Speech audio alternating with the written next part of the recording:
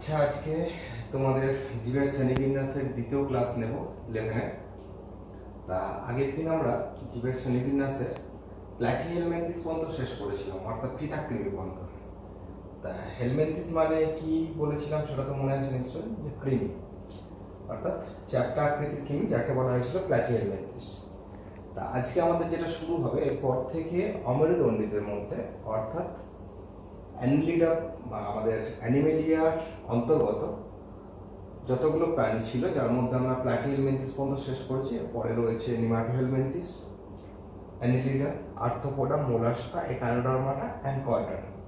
মাঝখানে তোমাদের হেমিকর্ডাটা ঢুকেছে নিশ্চয়ই, আমি বলেছিলাম। তা হেমিকর্ডাটাকে আমি যখন পড়াবো, কিন্তু আমি অমেরুদণ্ডীদের দলে পড়াবো না, আমি কিন্তু পড়াবো ওটা তোমাদের কর্ডেটদের দলে, কারণ ওখানে তাদের শ্রেণীবিন্যাস করা আছে, অর্থাৎ তার যে দুটো ক্লাস হয় সেই ক্লাসগুলো ওখানে দেওয়া আছে, ওখানে বৈশিষ্ট্যগুলো আমি আলোচনা করে দেবো। যদিও তার স্থান এখন অন্য জায়গায় দেওয়া হয়েছে অমেরুদণ্ডীদের দলে, কিন্তু যেহেতু তাকে আগে অমেরুদণ্ডীদের দলই রাখা হতো, আমি সেভাবেই পড়াবো তোমাদেরকে। তো যাই হোক, আজকে আমি অমেরুদণ্ডীদের বাকি যে এগুলো আছে, অর্থাৎ ফাইলামগুলো আছে, পর্বগুলো আছে, সেগুলো আমি আজকে শেষ করে দিচ্ছি। ফার্স্টই আসবে তোমাদের নিমাটোহেলমিনথিস। নিমাটোহেলমিনথিস বা এর অপর নাম হচ্ছে অ্যাসকেলমিনথিস বা নিমাটোডা। তা এই নিমাটোহেলমিনথিস মানে হচ্ছে গোল কৃমি, অর্থাৎ আগের দিন আমরা পড়েছিলাম চ্যাপ্টা কৃমি, আজকে পড়বো গোল কৃমি, যাদের মধ্যে পড়ে অ্যাসকারিস, অর্থাৎ অ্যাসকারিস লুম্বিকয়েডিস, যেটা মানুষের দেহে বসবাস করে, এটাও পরজীবী রূপে। তা ফিতাকৃমি আর গোল কৃমির মধ্যে কিছু পার্থক্য আছে, তোমরা যখন রেডি করবে তোমরা এটা পার্থক্যর আকারে কিন্তু ভালো করে পড়বে, এটা পার্থক্য খুব পড়ে, অর্থাৎ প্ল্যাটিহেলমিনথিস এবং নিমাটোহেলমিনথিসের পার্থক্য। তা তোমাদেরকে আমি আগে বলে নিই যে কোন কোন পয়েন্টসগুলো করবে, সেই পয়েন্টসগুলো বলে নেওয়ার পর আমি তাদের সম্বন্ধে একটু ডিসকাশন করে দিচ্ছি। তা ফার্স্টে আমি চলে আসবো, বইটা তোমাদের দেখবে একটু। তা বইটাতেই ফার্স্ট খুলবে, খুলে তোমাদের আছে দেখো গোল কৃমি। তা ফার্স্ট 1 নম্বর পয়েন্ট যেটা আছে, যেটা অখণ্ডিত সুতোর মতন, লম্বা 1 মিলিমিটার থেকে 50 মিলিমিটার পর্যন্ত হয়, ত্রিস্তর বিশিষ্ট প্রাণী, দেহে অঙ্গতন্ত্র গঠিত হয়েছে। স্টার চিহ্ন দেবে, থার্ড পয়েন্ট খুব গুরুত্বপূর্ণ, দেহে সিউডোসিলম বা ছদ্মশিলম উপস্থিত। তো এখানে আমি একটা কথা বলে নিই, তা সিলম কাকে বলে আমরা আগে জেনেছি। এর আগে, অর্থাৎ নিমাটোহেলমিনথিসের আগের পর্ব পর্যন্ত, অর্থাৎ প্ল্যাটিহেলমিনথিস পর্যন্ত সমস্ত প্রাণীরাই হচ্ছে, অর্থাৎ যাদের সিলম নেই, আসিলমেট প্রাণী। তা একমাত্র প্রাণী পড়বে যে হচ্ছে সিউডোসিলামেট, এবং এই পর্বের প্রাণীর পর থেকে, অর্থাৎ অ্যানিলিডা থেকে সবাই হচ্ছে সিলামেট, অর্থাৎ যাদের সিলম আছে। এবং এই সিউডোসিলামের মধ্যে থাকে সিউডোসিলামিক তরল। আর সিউডোসিলামটা কি, অর্থাৎ সিউডো কথার অর্থ হচ্ছে ছদ্ম, অর্থাৎ ঠিক সিলামের মতনই দেখতে, কিন্তু প্রকৃত সিলাম নয়। আচ্ছা, এরপরে চলে আসবে একদম 5 নম্বর পয়েন্টে, পার্সীয় রেচননালিকা থাকে এবং দেখতে এইচ আকৃতির। নেক্সট পয়েন্ট 6 নম্বর, দেহে পুরো কিউটিকল থাকে। তা আমি আগের দিন কি আলোচনা করেছি যে মানুষের দেহে যারা বসবাস করে অন্ত্রে, তাদের প্রত্যেকেরই কিউটিকলের আবরণ থাকবে, যেহেতু পরজীবী রূপে বসবাস করে। যদিও মানুষের দেহের বাইরেও যারা বসবাস করে তাদের দেহ কিউটিকলের আবরণ দেখা যায়। এবং দেহে দুটো তোমার একটা পেশি থাকে, যেটা হচ্ছে অনুদৈর্ঘ্য পেশি, বৃত্তাকার পেশি থাকে না। এই বৃত্তাকার পেশি থাকে না কথাটা ইউজ করতে পারো এখানেতে। আমি বলেছি যেগুলো থাকে না সেগুলো খুব বলার দরকার নেই, কিন্তু এটা বলবে। কেন বলবে না, এরপরে অ্যানিলিডা আসবে, যারা কেঁচোর মতনই দেখতে, কিন্তু প্রকৃত তারা কৃমি নয়, অর্থাৎ হেলমিনথিস নয়, কারণ তাদের বৃত্তাকার পেশি থাকে। আচ্ছা, নেক্সট চলে আসবে 8 নম্বর, রক্ত সংবহনতন্ত্র অনুপস্থিত, যৌন দ্বিরূপতা দেখা যায়, অর্থাৎ এরা মেল ফিমেল আলাদা আলাদা হয়। আচ্ছা, স্বাধীনজীবী রূপে বসবাস করে। আর এদের যেটা লার্ভা দশা, সেটা হচ্ছে র্যাবডিটিফর্ম লার্ভা দশা, যেটা অ্যাসকারিসের, আর উচেরিয়ার হয় মাইক্রোফাইলারিয়া লার্ভা। তা আমি এদের মধ্যে যে অ্যাসকারিস আছে, আর উদাহরণ বলিনি, যেটা গোল কৃমি করবে, হুক কৃমি করবে, গোদ কৃমি করবে, আর চোখের কৃমিটা করতে পারো। অর্থাৎ গোল কৃমি অ্যাসকারিস লুম্বিকয়েডিস, হুক কৃমি হচ্ছে অ্যাঙ্কাইলোস্টোমা ডিওডেনালি, গোদ কৃমি উচেরিয়া ব্যানক্রফটি, আর চোখের কৃমি হচ্ছে লোয়ালোয়া। তা এই যে আমাদের 4টে কৃমির কথা বললাম, এদের মধ্যে গোল কৃমি বললেই অ্যাসকারিস লুম্বিকয়েডিস। এটা তোমাদের অনেকেরই যখন স্কুল যাবে, স্কুলের ল্যাবেতে দেখবে তোমাদের আইডেন্টিফিকেশন এটা দেওয়া হয়, অনেক সময় থাকে। তা এদের মেল ফিমেল আলাদা করে চেনা যায়, এটা মেল ফিমেল আলাদা করে দেওয়া থাকে। তা আমি এদের সম্বন্ধে একটু ডিসকাশন করে নিই। ফার্স্ট যেটা আসবে, যে গোল কৃমিদের মধ্যে অ্যাসকারিস লুম্বিকয়েডিস হচ্ছে খুব গুরুত্বপূর্ণ, কারণ মানুষ অন্ত্রে বসবাস করে এবং এরা দৈর্ঘ্যে বড় হয় খুবই, এবং দৈর্ঘ্যে বড় হওয়ার কারণে এরা কিন্তু অনেক সময় আমরা বলে থাকি যে পেটে কেঁচো হয়েছে। তো যাই হোক, আমি এদের শুধু প্রান্ত দেশটা আঁকছি।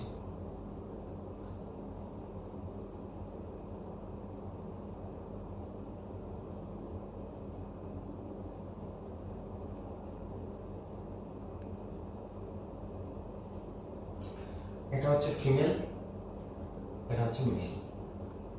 অ্যাকচুয়ালি কি হয়, এই পর্বের প্রাণীরা মানুষের অন্ত্রে যখন বসবাস করে দেহের বাইরে কিউটিকলের আবরণ থাকে, যে কারণে এদের কি হয়, পাচিত হয়ে যায় না।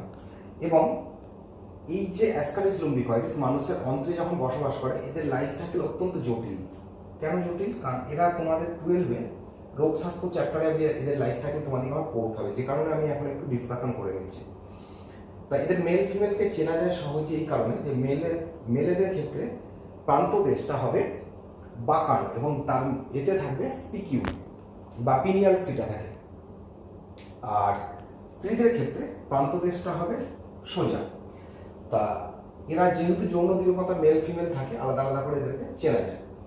তো যাই হোক, এরা আকৃতিতে অনেকটাই বড় হয়, অর্থাৎ প্রায় তোমাদের ধরতে পারো 4 ইঞ্চি থেকে 5 ইঞ্চির মতন সাইজ হতে পারে এবং আমাদের অন্ত্রে বসবাস করে। তা অনেক সময় দেখবে বমির সাথে উঠে আসে বা মলদার দিয়ে নির্গত হয়।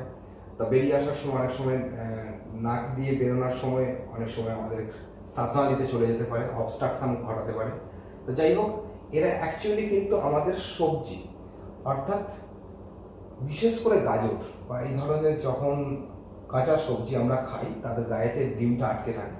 আমাদের পেটে যাওয়ার সাথে সাথে এই ডিমটা ফুটে অ্যাসকারিসের যে লার্ভা দশা, অর্থাৎ র্যাবডিটিফর্ম লার্ভা দশা আমাদের পেটে চলে আসে। তো এরা খুব মাইক্রো মিলিমিটার হয়, তখন তাদেরকে খালি চোখে দেখাই যায় না। তা তখন এরা কিন্তু আমাদের অন্ত্রের প্রাচীর ভেদ করে মানুষের রক্তস্রোতে চলে আসে এবং রক্তের স্রোতের দ্বারা বাহিত হয়ে চলে আসে লাংসে, এবং লাংসে আসার পর কিছুদিন ওখানে অবস্থান করে এবং সেখান থেকে আবার পরিযান করে শ্বাসনালী দিয়ে উঠে এসে গলবিল দিয়ে আবার খাদ্যনালীর মাধ্যমে চলে যায় পেটে এবং পেটে গিয়ে স্থায়ী বসবাস করে। তা এই সময় মানুষের প্রচুর রোগ সৃষ্টি করে এরা। তা যে কারণে আমাদের স্বাস্থ্য সচেতনতার ক্ষেত্রে সবজিকে ধুয়ে খাওয়া বা তাকে ঠিকঠাক করে ফুটিয়ে খাওয়া, এটা কিন্তু খুব বাধ্যতামূলক। যে কারণে না হলে কিন্তু অনেকেই কৃমির আক্রমণ দেখা যায় এবং এটাকেই বলা হচ্ছে গোল কৃমি। তা এই পর্বের প্রাণীদের যা যা বৈশিষ্ট্য রয়েছে তেমন আর নেই, ফিচার্স নেই। যেগুলো বললাম সেগুলো করবে। আর অনেক সময় আমাদের ছোটো ছোটো যে কৃমিগুলো হয় সেগুলো হচ্ছে অ্যাঙ্কালেস্টোমা, হুক কৃমি বলা হয় মানুষের অন্ত্রে, এবং এরা মানুষের খাদ্যনালীর গাত্র থেকে পুষ্টির রস শোষণ করে খায়। এই জন্য একটা নির্দিষ্ট সময় পর আমাদের কৃমিকে মারার জন্য ওষুধ খেতে হয়। তা অনেকেই দেখবে অ্যালব্যান্ডাজল, এটা মলিকুলটার নাম। তা অনেকে খায়, 6 মাস ছাড়া দুটো খেতে হয়। এটা এক প্রসঙ্গে আছে বলে একটু শুনিয়ে রাখলাম। আর এদের যে বিশেষ তথ্যটা একটু পড়ে রাখবে। তার কারণ হচ্ছে এরা শিশুদের অন্ত্রে বা কোলনে একটা রোগ সৃষ্টি করে, দেখবি এখানে বলা আছে, যেটা হচ্ছে টাইচুরিয়াসিস, অর্থাৎ পেটের যন্ত্রণা হয়, বমি ভাব থাকে। আর একটা কথা, হ্যাঁ, কৃমি হলে যে লক্ষণগুলো দেখা যায়, মুখ দিয়ে লাল পড়া, রাত্রে ঘুমের ঘরে ভুল বকা এবং পেটের যন্ত্রণা হওয়া, মুখ দিয়ে জল উঠে আসা, এই লক্ষণগুলো থাকে। তাই এগুলো কিন্তু খুব সচেতন থাকবে তোমরা, কারণ এই ধরনের লক্ষণের ক্ষেত্রে কিন্তু আমরা থাকলে সেক্ষেত্রে কৃমি সম্ভাবনা থাকে এবং সেক্ষেত্রে যাতে না হয় তার জন্য ওষুধ ঠিকঠাক করে তার পরিচর্যা করা। এরপরে চলে আসবো যেটা অ্যানিলিডা, অর্থাৎ এরপরেতেই যেটা চলে আসবো অর্থাৎ কেঁচো। এক কথা এদিকে বাংলায় বলা হয় অঙ্গুরিমাল, এদের অপর নাম। অঙ্গুরিমাল প্রাণী মানে এদের দেহে কিন্তু খণ্ডে খণ্ডে বিভক্ত, অর্থাৎ দেহেতে সোমাইট অর্থাৎ বা অ্যানুলাস থাকে বলি এদের অপর নাম হয়েছে অ্যানিলিডা। অর্থাৎ এক কথায় এখন গোল গোল আংটির মতো খণ্ড খণ্ড নিয়ে গঠিত। কেঁচো আমরা অনেকেই দেখেছি, আইডেন্টিফিকেশন তোমাদেরকে পড়তে হবে। যে মুখপ্রান্ত এবং প্রান্তদেশ নিশ্চয়ই দেখেছো এবং সামনে থামনে না দেখলেও অনেক সময় ছবিতেও দেখেছো। তো যাই হোক, কেঁচোর ক্ষেত্রে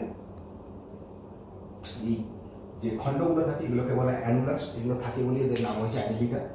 আর গোলকৃমির থেকে এদের পার্থক্য তো একটু বলেই দিলাম, অর্থাৎ এদের দুটো পেশি থাকে গুরুত্বপূর্ণ, একটা বৃত্তাকার পেশি, অনুদৈর্ঘ্য পেশি, দুটোই থাকে। আর কেঁচোর গমনাঙ্গ সেটা থাকে। আর আমি বৈশিষ্ট্যগুলো একটু বলে নিচ্ছি, কোনগুলো রেডি করবে। পাতা উল্টে দেখবে ফার্স্ট দ্বিতীয় নম্বর পয়েন্টে চলে আসবে যে মেটামিয়ার খণ্ড বা সোমাইট থাকে বলে এদেরকে অঙ্গুরিমাল বলা হয়েছে বা অ্যানিলিডা বলা হয়। আচ্ছা, নেক্সট তৃতীয় নম্বর পয়েন্ট, ত্রিস্তরীয় প্রাণী, একটোডাম, এনোডাম আর মেসোডাম তিনটেই থাকবে। আর এখান থেকে যেহেতু আগের পর্ব বলতে যেই বললাম যে প্রকৃত শিলম দেখা যায় এবং শিলমিক তরল থাকে, অর্থাৎ চতুর্থ নম্বর পয়েন্ট, অর্থাৎ 2, 3, 4। নেক্সট 5 নম্বর, কিউটিকলের আবরণ থাকে, বৃত্তাকার অনুদৈর্ঘ্য বেশি বর্তমান। নেক্সট চলে আসবে একদম 7 নম্বর পয়েন্টে রেচনাঙ্গ নেফ্রেডিয়া। নেক্সট নাভতন্ত্র বেশ উন্নত, সেরিব্রাল গ্যাংলিয়া গঠিত হয়ে গেছে অর্থাৎ মস্তিষ্ক, এবং দুটো অঙ্কীয় স্নায়ুরজ্জু নিয়ে গঠিত, এবং ছবিতে দেখে থাকবে অঙ্কীয় স্নায়ুরজ্জুর ছবি দেখানো হয়েছে এবং সেখানে গ্যাংলিয়া থাকে। সিক্ত দেহতরল দ্বারা শ্বাসকার্য চালায়। কিছু কিছু প্রাণী আছে যারা ফুলকার সাহায্যে, যেমন অ্যাম্পিটিস ফুলকার সাহায্যে শ্বাসকার্য চালায়। স্টার চিহ্ন দেবে 10 নম্বর পয়েন্ট, খুব ইম্পর্টেন্ট, রক্ত সংবহনতন্ত্র উপস্থিত এবং একমাত্র অমেরুদণ্ডী প্রাণী যাদের রক্ত লাল বর্ণের হয়, অর্থাৎ রক্তে এদের হিমোগ্লোবিন থাকে। কিন্তু একটু খেয়াল রাখবে, মেরুদণ্ডী প্রাণীদেরও রক্ত লাল হয়, কিন্তু তাদের সাথে এদের রক্তের একটু ডিফারেন্সিয়েস আছে, কারণ এদের লোহিত রক্তকণিকা থাকে না, যে কারণে এদের হিমোগ্লোবিনটা প্লাজমায় অবস্থান করে। এটা একটা গুরুত্বপূর্ণ বিষয়। আচ্ছা, গমনাঙ্গ হচ্ছে সিটা, এছাড়াও কেঁচোর থাকে যেটা সিটা, আর জোকের থাকে হচ্ছে চোষক, আবার প্যারাপোডিয়াও থাকে নেরিসের। আচ্ছা, সব প্রাণী মানে যেটা পলিকিট প্রাণী ছাড়া সব প্রাণীদের ক্লাইটেলাম উপস্থিত, দেহে একটা বিশেষ উপাদান থাকে ক্লাইটেলাম। কেঁচোর ছবি থাকলে দেখবে ওপরের দিকে, অর্থাৎ কয়েকটি দেহখণ্ড বাদে, অর্থাৎ আমি দেখি ছবিতে দেখবে কয়েকটি দেহখণ্ড পরে দিয়ে এরকম একটা মোটা মোটা অংশ থাকে, এখানটাকে বলা হচ্ছে ক্লাইটেলাম। তাই ক্লাইটেলাম দ্বারা এদিকে সহজে চেনা যায় যে এরা গোলকৃমি নয়, এরা অ্যানিলিডা পর্বের অন্তর্গত। ছবিতেও ক্লাইটেলাম তোমাদের আছে। আচ্ছা, নেক্সট চলে আসবো, উভলিঙ্গ হয়, একলিঙ্গ হয় নেরিস। আচ্ছা, এই পয়েন্টটা করবে, অর্থাৎ 13 নম্বর পয়েন্ট। 14 নম্বর পয়েন্ট করবে। আচ্ছা, স্ট্যাটোসিস্ট, কোর্সিকা বা কেমোরিসেপ্টার থাকে এদের। আর লাস্ট পয়েন্ট খুব গুরুত্বপূর্ণ, জীবনচক্রের টোকোফোর লার্ভা দশা উপস্থিত। উদাহরণ করবে জোঁক, হিরোডেরিয়া গ্যানুলোসা, আর করবে কেঁচো যেটা হচ্ছে ফেরিটিমা প্রস্তুমা। এখানে একটা খেয়াল করবে, কেঁচোর কিন্তু বিজ্ঞানসম্মত নাম পরবর্তী ক্ষেত্রে বদলেছে, অর্থাৎ এদের নতুন নামকরণ করা হয়েছে যেটা মেটাফিয়ার প্রস্তুমা। আর এদের ক্ষেত্রে কেঁচোর দেহে একটা হলুদ রঙের উপাদান থাকে যেটাকে ক্লোরোগাঞ্জেন বলা হয়, এবং গ্লাইকোজেন থাকে বলে তা বিশেষ তথ্যে বলা আছে। আর এখানেতে আর একটা কথা বলবো, জোঁক, অনেকেই জোঁক শুনে থাকবে নামটা, যে মানুষের দেহ থেকে রক্ত পান করে এরা, তা এদের রক্তভোজী প্রাণীও বলা হয়। কিন্তু জোঁক আমাদের একটা বিশেষ ট্রিটমেন্টেও কাজে লাগে যেটাকে বলা হচ্ছে ফ্লেভোটমিক পদ্ধতি। আমি সেটা একটু ডিসকাশন করে বলে দিচ্ছি। তো যাই হোক, আমি কেঁচোর বৈশিষ্ট্যগুলো নিয়ে একটু আলোচনা করি, কারণ তাই এখানেতে যেটা বললাম যে মুখের থেকে নিচের দিকে এসে কয়েকটি উপাঙ্গ বাদ দিলেই আমরা দেখতে পাবো ক্লাইটেলাম, এবং ক্লাইটেলামের পরেতেই এদের থাকবে দেহখণ্ডের যে খণ্ড খণ্ড অংশগুলো, এবং প্রত্যেকটা দেহখণ্ডকে নিচের দিকে আমি দেখিয়ে দিচ্ছি যখন গোল করে। বৃত্তাকার পেশি আর অনুদৈর্ঘ্য পেশি এইভাবে থাকে, এটা হচ্ছে তোমার বৃত্তাকার পেশি, অনুদৈর্ঘ্য পেশি থাকে এদিকে। কেঁচো যখন গমন করে, অর্থাৎ দেহটা যখন প্রসারিত হয়, দেহের ঠিক এখান থেকে ঠিক এইভাবে বেরিয়ে আসে সিটা। দেহকে যখন সংকুচিত করে দেয় তখনই কিন্তু সিটাটা দেহের ভিতরে প্রবেশ করে যায়, আবার দেহকে যখন প্রসারিত করে তখন সিটাটা বেরিয়ে যায়, ফলে মাটিতে গেঁথে লাগিয়ে যেতে পারে। তা এটা একটা পরীক্ষা করার জন্য যদি কাঁচের প্লেটে একটা কেঁচোকে ছেড়ে দেওয়া হয়, এরা কিন্তু গমন করতে পারবে না, তার কারণ সিটাটা যখন এরা গমন করে মাটিতে প্রথিত করে, যে কারণে কাঁচের মধ্যে পারবে না বলে এরা গমন করতে পারে না। এটা একটা বিশেষ বৈশিষ্ট্য। আর এরা মাটির মধ্যে যখন গর্ত করে প্রবেশ করে, দেহ তো নরম, তাহলে দেহের মধ্যে মাটির মধ্যে প্রবেশ করে কি করে না, এদের দেহেতে হাইড্রোস্ট্যাটিক কঙ্কাল দেখা যায়। অর্থাৎ যেমন আমরা একটা পলিথিনের মধ্যে জল ভরে নিয়ে পলিথিনটাকে বাঁকানোর চেষ্টা করবে, দেখে পারবে না, শক্ত হয়ে গেছে। তো যখন এরা দেহের মধ্যে জল প্রবেশ করায় বা জল সংবহনতন্ত্রের মাধ্যমে, তখন কিন্তু এদের দেহটা শক্ত হয়ে যায়, এবং যে কারণে তখন মাটি ভেদ করতে পারে বা মাটিতে গর্ত করে দিতে পারে। তো এটা কি বলা হচ্ছে হাইড্রোস্ট্যাটিক কঙ্কাল। তো এটা বৈশিষ্ট্যে পাবে না। আর এদের মধ্যে একটা বিশেষ বৈশিষ্ট্যের প্রাণী যাদের মধ্যে চলে আসলো জোঁক। তার চোখে যে চোষক থাকে, এই চোষকে একটা বিশেষ ধরনের উপাদান খরিত হয় যেটা হচ্ছে হিরুডিন। তো এটাকে বলা হয় অ্যান্টি কোয়াগুলেন্ট পদার্থ, অর্থাৎ রক্ততঞ্চন বিরোধী পদার্থ। অর্থাৎ মানুষকে যখন এরা অ্যাটাক করে, অর্থাৎ হাতে বা পায়ে বসে, বিশেষ করে পায়েতে, যারা মাঠে ঘাটে কাজ করে অনেক সময় জোঁক ধরে, বা দেখবে পানা পুকুরে অনেক সময় গবাদি পশু নামলে তাদের পায়েতেও অনেক সময় জোঁক আটকায়। তা এরা কী করে, সেই জায়গাতে এই হিরোডিনটাকে লাগিয়ে দেয়। দিদি কী হয় না, এই জায়গার যে নার্ভগুলো থাকে সেই নার্ভগুলো যেমন নিস্তেজ হয়ে পড়ে, সাথে সাথে কী করে ওরা চোষকের দ্বারা ওখানে ছিদ্র করে দেয়। ছিদ্র করে দিলে মানুষ বুঝতে পারে না, এবং ওখান থেকে অ্যান্টিকোয়াগুলেন্ট পদার্থ হিসাবে হিরোডিনটা যখনই খরিত হবে তখনই কী হবে, রক্ততঞ্চন ব্যাহত হবে, ফলে রক্তক্ষরণ কন্টিনিউয়াসলি চলতে থাকে। এই জন্য দেখবে জোঁক ছেড়ে যাওয়ার পরেতেও দেখবে কন্টিনিউয়াসলি রক্তক্ষরণ হতে থাকে, সেই জায়গাটা জল দিয়ে না ধুয়ে দেওয়া পর্যন্ত। এবং এই জোঁকের বিশেষ পদ্ধতিকে কাজে লাগিয়ে মানুষের ক্ষেত্রে অনেক সময় যে ফ্লেবোটমি যে ট্রিটমেন্ট পদ্ধতিটা বলছি, বিদেশে এটা এখন প্রচুর চালু হয়েছে। তা মানুষকে অনেক সময় আঘাতপ্রাপ্ত হলে অনেক জায়গায় বদ রক্ত জমে, তা সেখানেতে জোঁককে বসিয়ে সেই বদ রক্তকে শোষণ করে নেওয়া হয়, কারণ এরা রক্তের ক্লটগুলোকে গলিয়ে দেয় হিরোডিন দ্বারা। দিলেই কী হবে, সেই জায়গা থেকে রক্তটাকে শোষণ করে নেয়, ফলে সেই জায়গার ক্লটগুলো বেরিয়ে যায়। তো এটা একটা বিশেষ ট্রিটমেন্ট পদ্ধতি যেটা বিদেশে প্রচুর প্রচলিত। তা এটাকে ফ্লেবোটমি বলা হচ্ছে। যাই হোক, জোঁকের কথাও বললাম। তা এরপরে আমরা চলে আসবো অ্যানেলিডার পরে আর্থ্রোপোডা। আর্থ্রোপোডস কথার অর্থই হচ্ছে সন্ধিপথ, অর্থাৎ যাদের পা খণ্ডে খণ্ডে বিভক্ত। অর্থাৎ আর্থ্রোপোডা পর্বের প্রাণী মানি যাদের পা কিন্তু খণ্ডে খণ্ডে বিভক্ত হবে। আর একটা কথা এখানে তথ্য বলে রাখি, যেটা হচ্ছে পৃথিবীর মধ্যে সব থেকে বেশি সংখ্যক প্রাণী দেখা যায় আর্থ্রোপোডা, অর্থাৎ এরাই হচ্ছে পৃথিবীতে সংখ্যা বেশি, এবং এদের অনেক শ্রেণী আছে। হ্যাঁ, এখানে একটা তথ্য তোমাদের আগের দিন বলা হয়নি, যে খেয়াল রাখবে যে এখানে কিন্তু প্রত্যেকটা পর্বের প্রাণী পড়ার পরে দেখবে কিছু কিছু প্রাণীর পর্বের তাদের ক্লাস দেওয়া হয়েছে। তা এই ক্লাসগুলো অ্যাকচুয়ালি কিন্তু তোমাদের সিলেবাসের অন্তর্ভুক্ত নয়, এগুলো অল ইন্ডিয়া পরীক্ষা অনেক সময় টুকটাক থাকে। যদি যেহেতু এখন মেন জিনিসগুলো করাচ্ছি তোমাদের এইচএস বেসিসে, তা এই জায়গাগুলো খুব একটা এখন পড়ার দরকার নেই, কারণ মনেও রাখতে পারবে না, কারণ বারবার এগুলো এমসিকিউ করতে করতে প্র্যাকটিস হয়ে যাবে। তো যাই হোক, আর্থ্রোপোডা মানে হচ্ছে কি বললাম, সন্ধিল উপাঙ্গ, অর্থাৎ যাদের সন্ধিল পা থাকবে, অর্থাৎ 3 জোড়া সন্ধিল উপাঙ্গ থাকবে, তাদের কি বলা হচ্ছে আর্থ্রোপোডা। তা আর্থ্রোপোডার বৈশিষ্ট্যের মধ্যে চলে এসে তোমরা আর্থ্রোপোডার যে বৈশিষ্ট্যগুলো বলছি একটু দেখে নাও।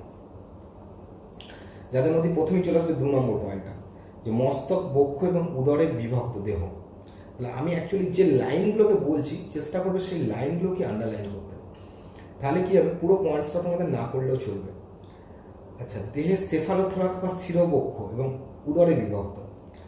নেক্সট, দেহের বাইরে একটা শক্ত কাইটিন নির্মিত খোলক থাকবে, 3 নম্বর পয়েন্ট। 4 নম্বর পয়েন্ট, সিলম খুবই সংক্ষিপ্ত এবং লুপ্তপ্রায়, এবং যে সিলম থাকে সেটা রক্তপূর্ণ হয়। তা তোমরা আর্থ্রোপোডদের মধ্যে আরশোলার মুক্ত সংবহন পদ্ধতি 9-এ পড়েছ।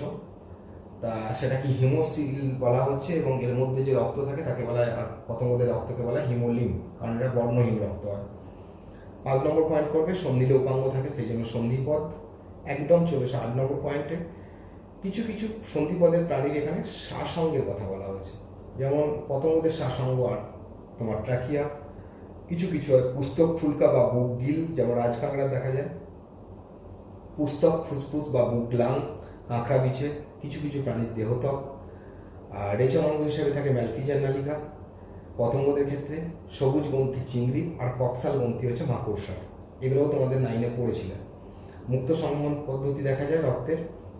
আচ্ছা, নেক্সট চলে আসবে একদম 13 নম্বর পয়েন্টে, কিছু জ্ঞানেন্দ্রিয় থাকে, যেমন পুঞ্জাক্ষী, অর্থাৎ অনেকগুলো ছোট ছোট অক্ষির সমন্বয়ে গঠিত পুঞ্জাক্ষী। সরলাক্ষী হয় মাকড়সার, স্ট্যাটোসিস থাকে চিংড়ির, শুঙ্গ থাকে, পায়ে সাতগ্রাহক অঙ্গ থাকে পতঙ্গদের। কিছু কিছু পতঙ্গদের আবার অ্যানাল সার্সিতে শব্দগ্রাহক যন্ত্র থাকে, যেমন ঝিঝি পোকা দেখা যায়। আচ্ছা, চলে এসে 15 নম্বর পয়েন্ট, অনেক প্রাণী অন্তর্নিষেক দেখা যায়, তবে কিছু কিছু ক্ষেত্রে বহির্নিষেকও ঘটে, যেমন চিংড়ির বহির্নিষেক দেখা যায় যেহেতু জলে বসবাস করে। পরিস্ফুটন সরাসরি হতে পারে বা পরোক্ষভাবে হতে পারে। বা পরিস্ফুটনটা কি একটু বলি। পরিস্ফুটনটা হচ্ছে জীবনচক্রে যাদের দশা থাকে, যেমন পতঙ্গদের ক্ষেত্রে 4টে দশা আছে, ডিম, লার্ভা, পিউপা, পূর্ণাঙ্গ। অর্থাৎ প্রত্যেকটা দশার সঙ্গে কারোর কোনো দশার মিল নেই, কারণ পতঙ্গ মানে আমরা অনেক সময় শুঁয়াপোকা, তা বর্ষাকালে দেখবে গাছে অনেক শুঁয়াপোকা হয়, তা শুঁয়াপোকা থেকেই কিন্তু প্রজাপতির সৃষ্টি হয়, সেটা নিশ্চয়ই জানো। তা এক্ষেত্রে দেখবে লার্ভার সঙ্গে আর পূর্ণাঙ্গের কোনো মিল নেই, তা এটা কি বলা হচ্ছে পরিস্ফুটন, এটা পরোক্ষ পরিস্ফুটন। আর আরশোলার ক্ষেত্রে দেখা যায় একদম সরাসরি পরিস্ফুটন হয়, কারণ এক্ষেত্রে যেটা তোমার শিশু আরশোলা তাদের সঙ্গে পূর্ণাঙ্গ আরশোলার মিল থাকে অনেকটাই, শুধু ডানাটা থাকে না। আচ্ছা, উদাহরণ যেটা করবে সেটা চলে এসো গলদা চিংড়ি, আরশোলা, মাছি, আচ্ছা অ্যানোফিলিস মশা, মৌমাছি আর কিউলেক্স মশা। এখান থেকে এগুলো অনেকগুলোই বললাম, তার কারণ হচ্ছে এগুলো তোমাদেরকে 12-এ আবার এদের বিজ্ঞানসম্মত নাম পড়তে হবে, যে কারণে এগুলো বলে রাখলাম। এমনি লেখার জন্য দুটো করলেই হবে। আর এদের যে শ্রেণী আছে দেখবে, মোট 7টা শ্রেণী আছে। এদের মধ্যে দুটো শ্রেণী খুব গুরুত্বপূর্ণ। 2 নম্বর হচ্ছে ক্রাস্টেসিয়ান, যারা চিংড়ি, কাঁকড়া এদের পড়ে। অর্থাৎ এদের কিন্তু 5 জোড়া সন্ধিলোপাঙ্গ থাকে শিরবক্ষে। আর যেটা আছে ইনসেক্টাই হচ্ছে পৃথিবীর সব থেকে বৃহত্তম শ্রেণী, যেখানে সব থেকে বেশি প্রাণী দেখা যায়, এবং অনুমান করা হয় এর 50% এখনো অনাবিষ্কৃত, যাদেরকে আমরা চিনি না। আর এদের ক্ষেত্রে মোট 3 জোড়া সন্ধিলোপাঙ্গ থাকবে। এটা আরশোলা, ওই পিঁপড়ে। তো অনেক সময় প্রশ্ন দেয় যে কোন পতঙ্গদের তোমার সন্ধিলোপাঙ্গ 5 জোড়া দেখা যায়, তাদের 3 জোড়া দেখা যায়, একটা প্রশ্ন দিতে পারে। তো যাই হোক, এদের মধ্যে কিছু কিছু আছে তোমাদের জীবন্ত জীবাশ্ম পড়ে, বিশেষ তথ্যে দেওয়া আছে দেখবে যে কিছু কিছু প্রাণী যাদের মধ্যে লিমুলাস জীবন্ত জীবাশ্মের মধ্যে পড়েছো তোমরা টেনেতে।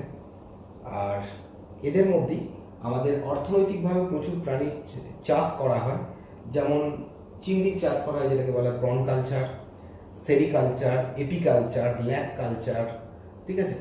তা এগুলো আমাদের অর্থনৈতিকভাবে খুব গুরুত্বপূর্ণ, যে কারণে এদেরকে নিয়ে আমাদের ইকোনমিক বায়োলজিতে অনেক পড়াশোনা করতে হয়, যার জন্য অনেকের বিজ্ঞানসম্মত নাম বললাম। এবং পরে দেখবে আরও সন্ধিপদী প্রাণী, তাদের পরিচিতি দেওয়া আছে এবং শ্রেণীও দেওয়া আছে। তো যাই হোক, এগুলো অত ডিটেলস করার দরকার নেই। তো যাই হোক, এদের রূপান্তর ঘটে, মেটামরফোসিস। এখানে একটা কথা বলে দিই তোমাদের যে আমেটাবলি, ঠিক আছে, পোরোমেটাবলি বা যেটা ক্রমিক রূপান্তর, হেমিমেটাবলি, হলোমেটাবলি, এগুলো একটু পারলে করে রাখবে। কাদের অসম্পূর্ণ রূপান্তর হয়, কাদের সম্পূর্ণ রূপান্তর হয়। যেমন ঘাস ফড়িং, এদের ক্ষেত্রে কিন্তু ড্রাগন ফড়িং, এদের ক্ষেত্রে কিন্তু অসম্পূর্ণ রূপান্তর দেখা যায়, মানে পুরোপুরি চেঞ্জ হয় না। অর্থাৎ এদের লার্ভা দশার সঙ্গে পূর্ণাঙ্গ দশা অনেকটাই মিল থাকে। আবার যাদের সম্পূর্ণ রূপান্তর হয় তাদের কোনো মিল থাকে না, যেমন মশা, মাছি, প্রজাপতির ক্ষেত্রে। তো এদের ক্ষেত্রে কিন্তু সম্পূর্ণ রূপান্তর দেখা যায়। আবার অনেকের আছে কোনো রূপান্তরই ঘটে না, যেমন সিলভার ফিশ, কোনো রূপান্তরই ঘটে না। অ্যাকচুয়ালি সিলভার ফিশ একটা খুব গুরুত্বপূর্ণ প্রাণী এই পর্বের। তার কারণটা হচ্ছে দেখবে অনেক সময় পুরোনো বইয়ের মাঝখানে দেখবে ছোটো ছোটো কিছু সিলভার কালারের প্রাণী দেখা যায়। দেখাচ্ছি আমি ছবিটা আগে।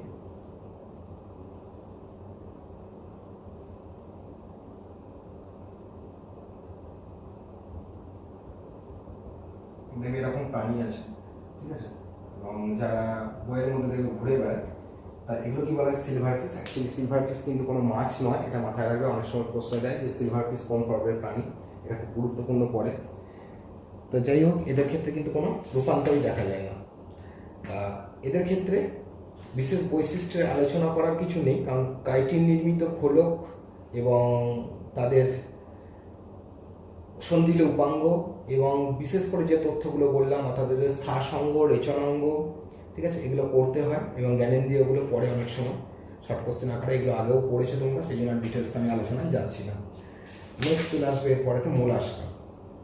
তা মোলাস্কা বা এদের কি বলা হয় কম্পাউন্ড শ্রেণীর প্রাণী, তার কারণ দেহের খুব নরম প্রকৃতির হয় এবং সেই জন্য এদের দেহের বাইরে খোলক থাকে, ক্যালসিয়াম কার্বনেট নির্মিত খোলক থাকে। মোলাস্কা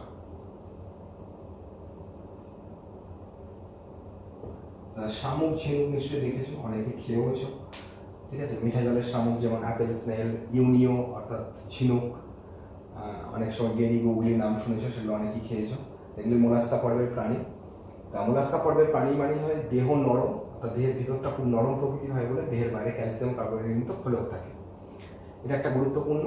আর এদের গমনাঙ্গ হিসেবে মাংসল পদ বর্তমান, এটা একটা খুব গুরুত্বপূর্ণ ফিচার্স।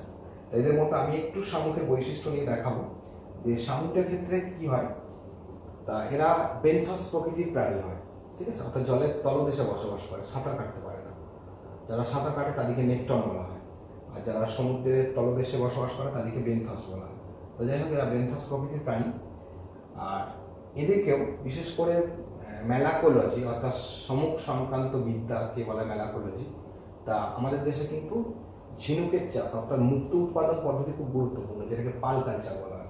তা পাল কালচার এতেও একটা ইকোনমিক জিওলজিতে খুব গুরুত্বপূর্ণ পার্ট আছে। তো যাই হোক, সবারই কিন্তু খোলক থাকে না, ম্যাক্সিমাম পর্বের প্রাণীদের কিন্তু থাকে, মানে ম্যাক্সিমাম প্রাণীদের থাকে। এদের মধ্যে থাকে না এমন একটা প্রাণী হচ্ছে যেমন অক্টোপাস। অক্টোপাসে কোনো খোলক নেই, এটা খোলকবিহীন মোলাস্কার মধ্যে পড়ে। যদিও এখানে একটা তথ্য আছে, কিছু কিছু বিজ্ঞানী এখন দাবি করছেন যে অক্টোপাসের সঙ্গে এখনকার প্রাণীদের কিন্তু অনেক মিল পাওয়া যায় না, কারণ এদের জেনেটিক্যালি তাদেরকে দেখতে যে দেখা গেছে যে মোলাস্কাকে বলা হয় গ্রিন গ্রহের প্রাণী বলে অনেক বিজ্ঞানী বর্ণনা করেন।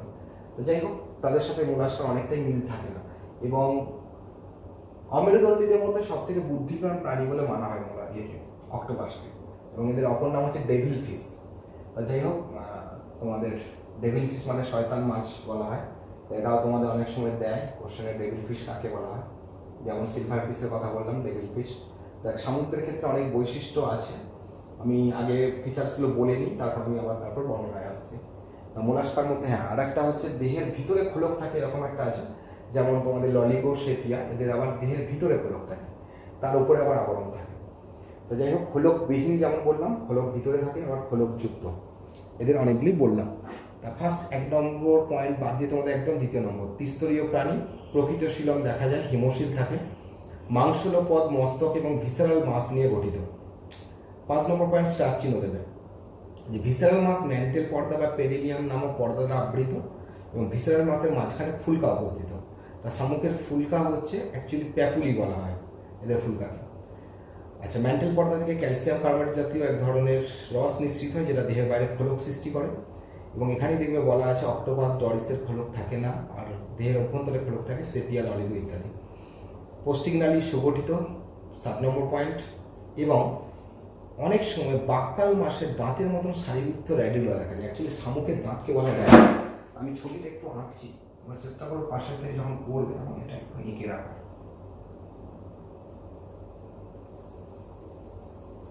প্রায় 100টির মতো এরকম দাঁত থাকে, এটাকে বলা হয় র্যাডুলা শামুকের, অর্থাৎ এদের বাক্কাল মাসে থাকে এই র্যাডুলা। এই র্যাডুলার সাহায্যে কী করে, এরা ঘাস পাতাকে কেটে কেটে খায়, অর্থাৎ এরা যখন গাছের ওপর বা অন্যান্য জায়গায় অবস্থান করে, তোমাদের টেনে পড়েছিলে শামুক দ্বারা পরাজ্য ঘটে, ঠিক আছে, তা সেখানে কিন্তু তারা যখন এই নরম অংশটা খেতে যায়, এই দাঁতের সাহায্যে কাজে লাগায়। তা শামুকের দাঁতকে বলা হচ্ছে র্যাডুলা, খুব স্টার চিহ্ন দিয়ে রাখবে পয়েন্টটা। আচ্ছা, এদের শ্বাসক্রিয়া ফুলকার সাহায্যে হয়, টিনিডিয়া বলা হয়, আর পালমোনারি স্যাপো থাকে, ম্যান্টেল পর্দা দ্বারা শ্বাসকার্য চালায়। আর এদের দেহে নীল বর্ণের রক্ত, অনেক সময় হয় তাম্র গঠিত রঞ্জক থাকে, হিমোসায়ানিন। আচ্ছা, শামুকের বৃক্ক দেখা যায়, কিন্তু এদের বৃক্ক উন্নত নয়, সেই জন্য শামুকের বৃক্কে বলা হয় বজানাসের অঙ্গ। আন্ডারলাইন করবে এবং স্টার চিহ্ন দেবে যে বজানাসের অঙ্গ কাদের দেখা যায়। জ্ঞানেন্দ্রিয় রূপে চক্ষু থাকে, কর্ষিকা থাকে, অস্ফ্যাডিয়াম থাকে, যেটা কেমোরিসেপ্টর হিসেবে কাজ করে, স্ট্যাটোসিস্ট থাকে, দেহের ভারসাম্য বজায় রাখতে সাহায্য করে, আর পরিস্ফুটন সরাসরি বা পরোক্ষভাবে হতে পারে। এবং জীবনচক্রে কয়েকটা লার্ভা দশা আছে, নাম হচ্ছে ট্রোকোফর বা ভেলিজার এবং গ্লচিডিয়াম, খুব গুরুত্বপূর্ণ। আচ্ছা, এরপরে যে চলে আসবে, যেটা উদাহরণ করতে হবে, শামুক, যেটা পাইলা গ্লোবোসা, এটাই হচ্ছে আপেল স্নেল বা যেটা আমাদের খাওয়া হয়। স্থল শামুক অ্যাকাটিনা ফুলিকা, এটা গাছে থাকে, এটাকে খাওয়া হয় না। অক্টোপাস যেটা হচ্ছে হরিডাস, কিন্তু যেটা সাধারণ অক্টোপাস হয় অক্টোপাস ভালগারিস, 8 নম্বর পয়েন্টে পাবে দেখবে। ঝিনুক আছে ইউনিও মার্জিনিফেরা, এটা হচ্ছে আমাদের মিঠা জলের ঝিনুক। আর যারা মুক্ত উৎপাদনকারী ঝিনুক হয়, পিনাকটাডা ফুকাটা বা পিনাকটাডা ভালগারিস, অনেকগুলো প্রজাতি হয় এদের। তা অনেকগুলো উদাহরণ বললাম, এগুলোর মধ্য থেকে 2-3টে করে রাখবে। আর এদেরও অনেক শ্রেণী হয়, তো তোমাদের এখানে সব শ্রেণীতে যা দরকার নেই, এই শ্রেণীগুলো খুব একটা ইম্পর্টেন্স না, দরকার নেই। আর বিশেষ তথ্যটা যেটা বললাম, ম্যালাকোলজি সম্বন্ধে একটু যদি পড়তে পারো, একটু ডিটেলস দেখে রাখবে, যে অনেক সময় সমুদ্রের ফেনা নামে পরিচিত কি তোমরা পড়েছিলে এগুলো। আর শামুকের খোলকে পুড়িয়ে যে ক্যালসিয়াম কার্বনেট, অর্থাৎ আমাদের চুন তৈরি হয়। তা অনেক সময় আমরা শাক তো বাড়িতে প্রত্যেকেই দেখেছো, এটাও একটা মোলাস্কা পর্বের প্রাণীর দেহের খোলক, সেটাকে আমরা শঙ্খরূপে ব্যবহার করি। যাই হোক, এদের সম্বন্ধে বৈশিষ্ট্য সম্বন্ধে অনেকগুলি বললাম। আর নেক্সট চলে আসবে একানোডার্মাটা, এটাও একটা গুরুত্বপূর্ণ। একাইনাস অর্থাৎ কণ্টক, বাংলায় বলা হয় এদিকে কণ্টক ত্বকী, অর্থাৎ এদের দেহের বাইরে অনেকগুলো কাঁটার মতন অর্সিকেল থাকে, যেই জন্য এদের নাম হয়েছে কণ্টক ত্বকী বা একাইনোডার্মাটা।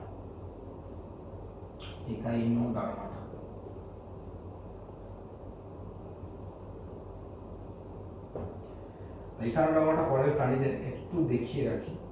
যেমন তারা মাছ উদাহরণ নিশ্চয় দেখেছো, 5টা এরকম থাকে এবং দেহের মধ্যে এরকম একটা আবরণ থাকে, 5টা বাহু নিয়ে গঠিত এরকম।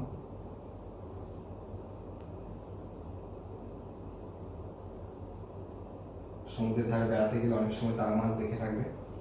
তাই তারা মাছের 5টা বাহু থাকে, অনেক সময় বাহুগুলো ভেঙে গেলে আবার রিজেনারেশন ক্ষমতা থাকে, অর্থাৎ পুনরায় এদের আবার উৎপাদন হয়ে যায়, অর্থাৎ নতুন করে আবার এদের বাহু জন্মে যায়। আচ্ছা, বৈশিষ্ট্যগুলো আগে বলে নিই। 1 নম্বর পয়েন্ট করবে অরীয়ভাবে প্রতিসম, অর্থাৎ এদের ওরাল এবং অ্যাবোরাল তল দেখা যায়, মানে সোজা দিক আর উল্টো দিক। আচ্ছা, নেক্সট পয়েন্ট করবে 3 নম্বর, ত্রিস্তর বিশিষ্ট প্রাণী, দেহে কণ্টকযুক্ত, স্টার চিহ্ন দেবে এবং ক্যালসিয়াম কার্বনেট নির্মিত অসিকল দ্বারা গঠিত হয়েছে। দেহে ওরাল হুড, যেটা হচ্ছে ওরাল এবং অ্যাবোরাল তলে বিভক্ত, প্রথমেই বলেছিলাম। আচ্ছা, পরিধি 5টা সমদূরত্বে অবস্থিত অ্যাম্বুলাক্কাল দ্বারা চিহ্নিত। অ্যাম্বুলাক্কালটা কি একটু বলি, যে জন্য আমরা ভাবলাম। অ্যাম্বুলাক্কালটা হচ্ছে কি, যদি এদিকে আমরা অ্যাবোরাল তলে উল্টাই তাহলে দেখবে এরকম 5টা খাঁজ আছে। এই খাঁজটা কি বলা হচ্ছে, অ্যাম্বুলাক্কাল খাঁজ। এই অ্যাম্বুলাক্কাল খাঁজগুলো দ্বারা এদিকে চিহ্নিত করা যায় এবং অ্যাম্বুলাক্কাল খাঁজের চারপাশে এদের ওয়াটার ভাস্কুলার সিস্টেম থাকে, ঠিক আছে। এবং মাঝখানে যে গোল রিংয়ের মতো অংশ থাকে এটাকে বলে ম্যাড্রিপোরাইট। এর এক পাশে থাকে ম্যাড্রিপোরাইট, যেখান থেকে জল প্রবেশ করে এবং ম্যাড্রিপোরাইট দিয়ে জল বেরিয়ে যায়, এবং এইখানেতেই থাকে এদের এরকম টিউব ফিট, অর্থাৎ নালীপদ। এই নালীপদের সাহায্যে এরা জল গ্রহণ করে ম্যাড্রিপোরাইট দিয়ে বার করে দেয়, দিয়ে খাবার সংগ্রহ করে এবং এর সাহায্যে এরা গমনও করে। সেই জন্য এখানকার পর্বে অন্তর্গত প্রাণীদের গমনাঙ্গ হচ্ছে নালীপদ বা টিউব ফিট। অ্যাম্বুলাক্কাল খাঁজটা কি নিশ্চয়ই বোঝা গেছে, ছবিতে পাবে তোমরা, এটা দেখতে দেখানো হয়েছে। আচ্ছা, এদের প্রকৃত শিলং উপস্থিত, দাগ দেবে ওটা, জল সংবহন তন্ত্র বিদ্যমান, স্টার চিহ্ন দেবে। 9 নম্বর পয়েন্ট স্টার চিহ্ন দেবে, নালীপদ বা পডিয়া থাকে। আচ্ছা, চলে আসবে 11 নম্বর পয়েন্টে, ফুলকা বা প্যাপুলি। আচ্ছা, নেক্সট আমি মোলাস্কা পর্বের প্রাণীদেরও বলেছিলাম তোমাদের প্যাপুলি, অ্যাকচুয়ালি ওটাকে টিনিডিয়া বলা হয়, আর 11 নম্বরটাকে প্যাপুলি বলা হয়। আমি এটা উল্টো করে ফেলেছিলাম, একটু ঠিক করে নেবে ওটা। আচ্ছা, নেক্সট চলে আসবে এর পরেতে একদম 12 নম্বর পয়েন্ট, যেটা হচ্ছে সংবহনতন্ত্র মুক্ত প্রকৃতির। আচ্ছা, এখানে আর কিছু করার দরকার নেই, একদম লাস্ট পয়েন্ট, জীবনচক্রে বাইপ্যারেরিয়া, ব্যাকিওলারিয়া, প্লুটিয়াস লার্ভা দশা দেখা যায়। উদাহরণ করবে তারা মাছ, সমুদ্র শোথা আর সিয়ারচিন। আচ্ছা, সিয়ারচিন করে রাখবে, এটা একাইনাস।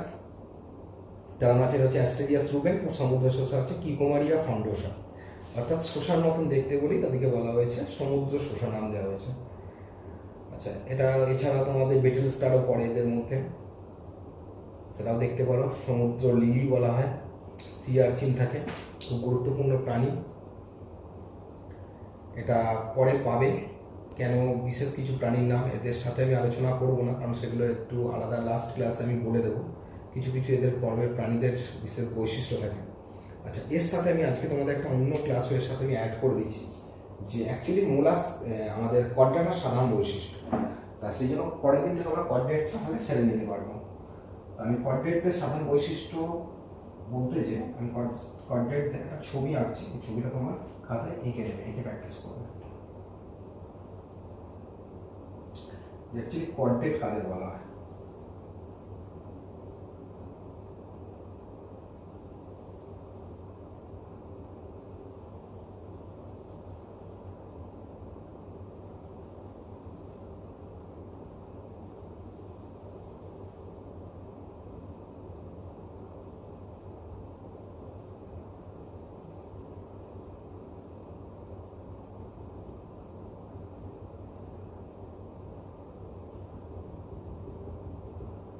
আমাদের পাতা উল্টাবে, হেমিকর্ডেটার পরে ওই কর্ডেটদের সাধারণ বৈশিষ্ট্য বলা আছে, এইটা তোমাদের এর সাথে রেডি করবে এবং এই ছবিটা সমেত বৈশিষ্ট্যগুলো লিখতে হয়। কর্ডেটদের সাধারণ বৈশিষ্ট্য পরে, আমি কর্ডেটদের সাধারণ বৈশিষ্ট্য আমি এই জন্য এঁকে দিচ্ছি।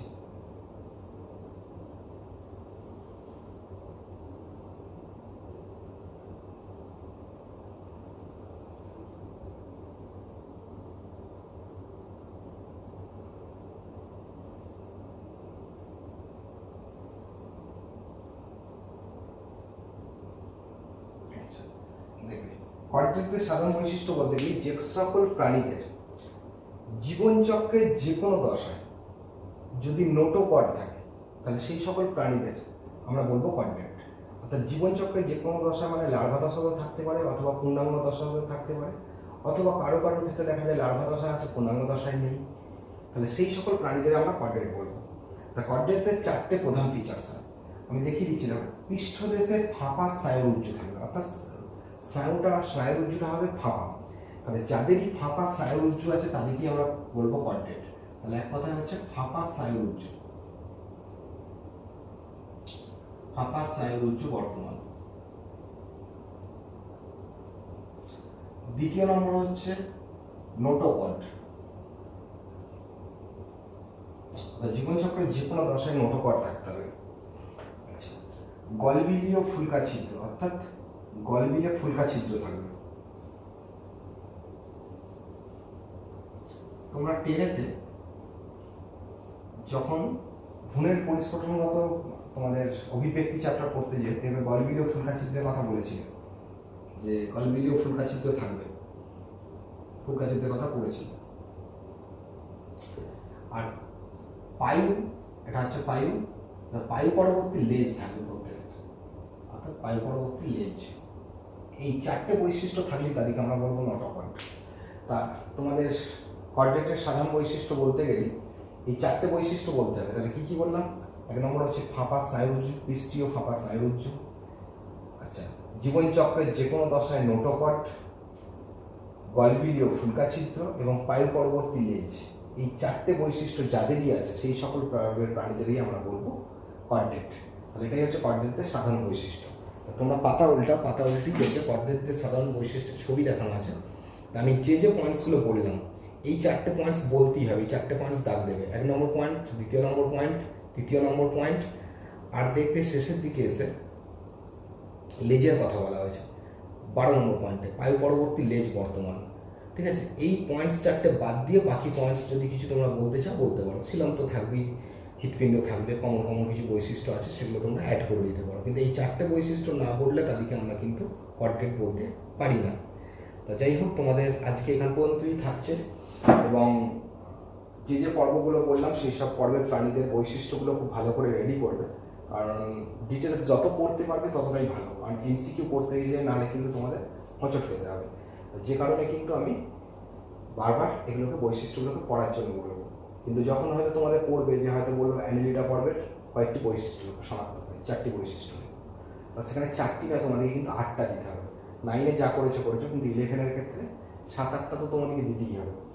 তা বিশেষ করে স্পেশাল যে ফিচার্সগুলো বললাম সেগুলোই কিন্তু ভালো করে রেডি করবে। ঠিক আছে, এখান পর্যন্ত আশা করি কারোর অসুবিধা হওয়ার কথা নয়, এবং রেডি করো, এবং পরের দিনকে আমি কর্ডেটটা শেষ করে দেবো, এবং খুব রিসেন্টলি তোমাদের আমি নেক্সট ক্লাসটা আবার দিয়ে দেবো। কারণ ওনাদেরকে অনেকটাই আমি আগে দিতে পেরেছি, তোমাদের 11টা একটু লেটে শুরু করেছিলাম। তো যাই হোক, আমি 11টাও এবার আস্তে আস্তে কন্টিনিউ করে দিচ্ছি, এবং যে কারণে তোমাদের এটা ধরে নেওয়ার পরেই হয়তো আমি ভাইরাস চ্যাপ্টার পড়াবো তোমাদেরকে, বা ক্লাসিফিকেশনের একটা অংশ, ভাইরাস বা ব্যাকটেরিয়া। আর যেহেতু তোমাদের কোভিড-19 নিয়ে খুব দেশে লকডাউন অমুক চলছে, যে কারণে পড়াশোনার এত হ্যাম্পার্ড, তা ভাইরাসদের সাধারণ বৈশিষ্ট্য এবং কয়েকটি ভাইরাসের বৈশিষ্ট্য এবং তারা মানুষের দেহে কীভাবে রোগ সৃষ্টি করে সেসব নিয়ে আলোচনা করবো। ঠিক আছে, আজকে এখান পর্যন্তই থাকছে তোমাদের ক্লাস।